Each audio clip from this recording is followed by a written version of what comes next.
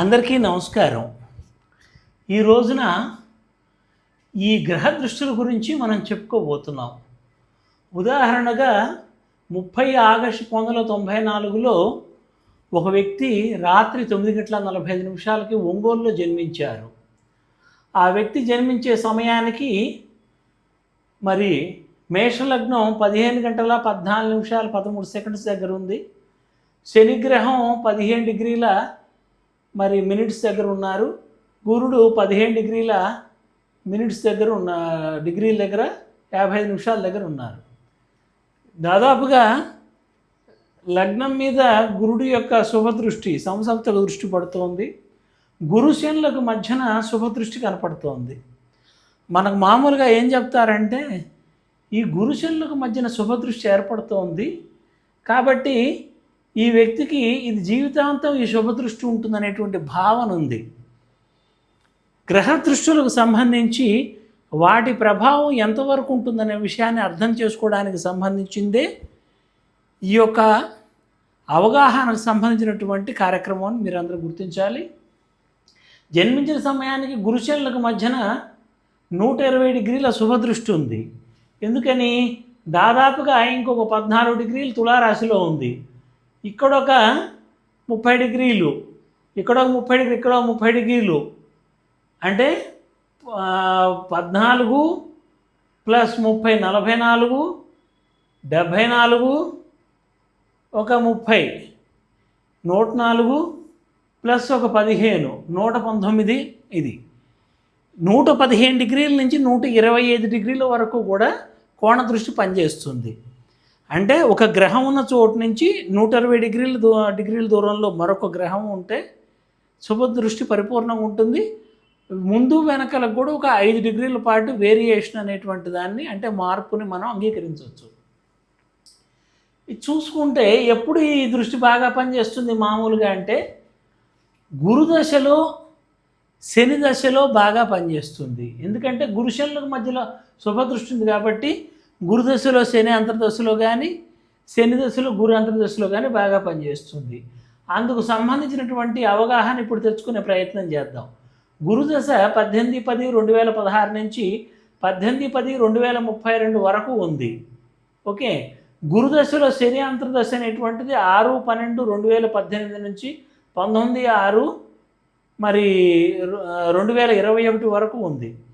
ఇక్కడ మనం చూసుకుంటే కనుక జాగ్రత్తగా గమనిస్తే గోచారంలో శని ఏమో ధను రాశిలో ఉన్నాడు, గురుడేమో వృశ్చిక రాశిలో ఉన్నాడు.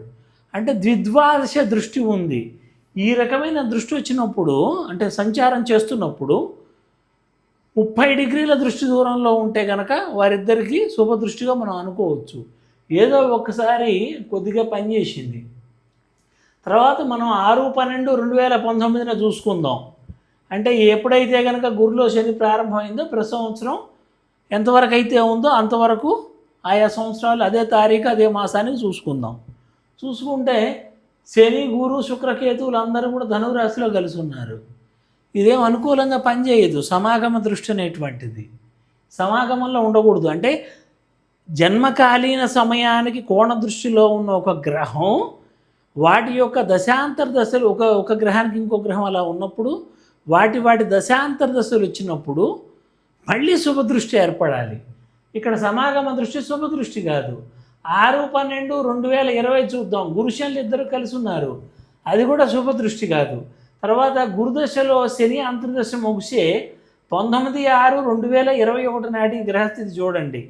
శని ఏమో మకర రాశిలో 18 డిగ్రీల దగ్గర ఉన్నాడు, గురుడేమో 8 డిగ్రీల దగ్గర ఉన్నాడు.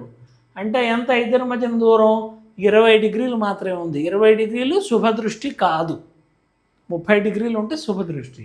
కాబట్టి ఇక్కడ కూడా పోయింది. ఆ తర్వాత మనం వస్తే శని దశలో గురు అంతర్దశని తెలుసుకుందాం.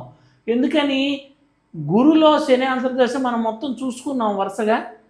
ఈ యొక్క జన్మకాలీన కోణ దృష్టి మళ్ళీ ఏమైనా వస్తుందంటే రాలేదు. ఏదో ఇక్కడ కొంచెం ఒక 30 డిగ్రీల రేంజ్ లోపల వచ్చేటువంటి ఒక అవకాశం, ఒకటి చిన్న అవకాశం ఉంది తప్ప అంతకంటే ఏమీ లేదు. ఈ గురులో శని అంతర్దశ ఉన్నంత వరకు మనం చూసాము, మనకి ఎటువంటి అనుకూలత లభించలేదు.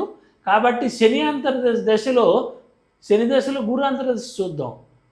7/4/2049 నుంచి 18/10/2051 వరకు శని దశలో గురు అంతర్దశ ఉంది. ఇక్కడ మనం చూసినట్లయితే 7/4/2049 నాటికి శని గురులకు షష్టాష్టక దృష్టి ఏర్పడుతోంది. ఇదేం అనుకూలం కాదు, పైగా ప్రతికూలం కూడా. తర్వాత 7/4/2050 నాటికి చూస్తే శని గురులకు సమసప్తక లేదా బహిరంగ విరోధ దృష్టి ఏర్పడుతుంది. ఒక పాపగ్రహానికి ఒక శుభగ్రహానికి మధ్యన ఎటువంటి శుభ ఫలితాన్ని ఇవ్వదు, అది కూడా అనవసరం. తర్వాత 2051కి చూద్దాం. 7/4/2051కి గురుడి నుంచి శని 6వ ప్లేస్లో, శని నుంచి గురుడు మరి 8వ ప్లేస్లో ఉన్నాడు. అంటే షష్టాష్టక దృష్టి ఏర్పడింది. ఇది కూడా నిష్ఫలం, ఏమాత్రం కూడా పనికిరాదు. తర్వాత మనం చూసుకున్నట్లయితే 18/10/2051 అంటే ఏ రోజునైతే ఈ శని దశలో గురు అంతర్దశ అయిపోతుందో ఆ రోజున చూస్తే ఆ సమయానికి శనేమో మకర రాశిలో 19 డిగ్రీల దగ్గర ఉన్నాడు, గురుడేమో అప్పుడే ప్రవేశించి 9 నిమిషాల దగ్గర ఉన్నాడు. ఇద్దరి మధ్యన శుభదృష్టి అనేది ఏర్పడటం లేదు. కాకపోతే సంప్రదాయ జ్యోతిష్యం ప్రకారం డిగ్రీల పరమైన దృష్టి రాకపోయినా కూడా గురుడు తన యొక్క పంచమభావ దృష్టితో చూస్తున్నాడని చెప్పుకొని ఇక సంతోషపడటం, చంకలు గుద్దుకోవడం తప్ప ఏమీ ఉండదు. ఈ దృష్టులకు సంబంధించిన పుస్తకాలు రాసినటువంటి వ్యక్తులందరూ కూడా ఓ మంచి ప్రయత్నం చేశారు, ఒక ఉత్సాహం కలిగించే ప్రయత్నం చేశారు. కానీ అనుభవంలో ఇది సరిపోవడం లేదు. నేను కానీ మీరు కానీ జన్మకాలీన దృష్టులకు దశాంతర దశలు వచ్చినప్పుడు ఉండేటువంటి దృష్టులకు మధ్యన ఉన్నటువంటి వ్యత్యాసాన్ని మనం శ్రద్ధగా గమనించాలి. ఏ రాసుల్లో ఏ డిగ్రీలో ఏర్పడుతుందో మనం తెలుసుకోవాలి. తెలుసుకొని మరింతగా ఈ యొక్క శాస్త్రాన్ని ముందుకు తీసుకెళ్లే ప్రయత్నం చేయాలి.